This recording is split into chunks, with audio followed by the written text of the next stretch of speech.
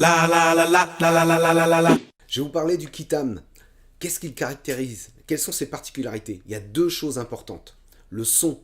Il y a des gens qui parlent de carrément comme un synthétiseur acoustique, tellement il a de possibilités sonores. Pourquoi et comment? La deuxième chose, c'est comment en jouer. Il a plusieurs manières, plusieurs approches de jeu. Les sons. Les sons sont produits uniquement par la peau. Peu importe la matière du bois ou quoi que ce soit.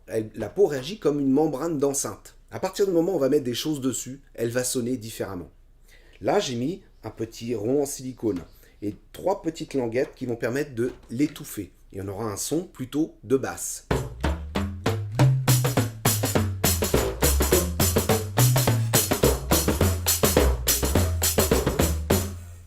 Si je mets avec ce bouton un timbre contre la peau, il va y avoir le son caisse claire, qu'on pourra régler en puissance, qu'on pourra encore modifier à l'infini. On peut moduler la peau. Et si on rajoute dans ce qu'on venait de faire avant,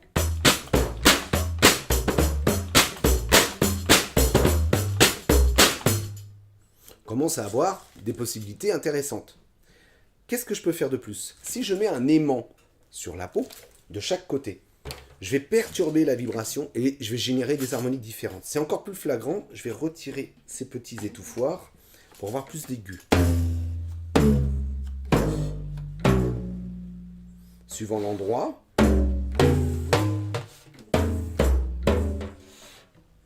je remets les étouffoirs et là on a un son plus mat, un petit peu comme une basse.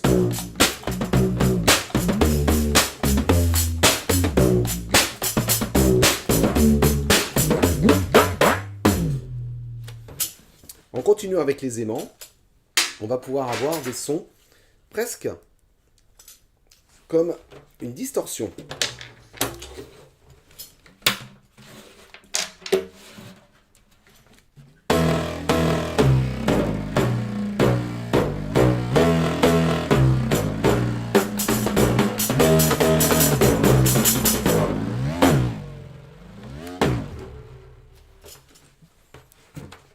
Deuxième partie, comment en jouer? J'en joue à une main et l'autre main actionne la manette. On peut bloquer la manette et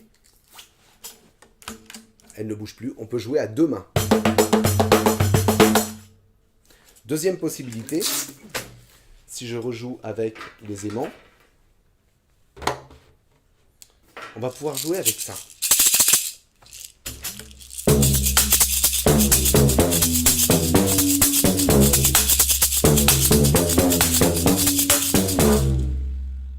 Au final, on peut en jouer à une main, une baguette, deux mains, deux baguettes, avec la possibilité de bloquer la manette. Donc une multitude d'approches, une multitude de manières d'en jouer. C'est le kitam.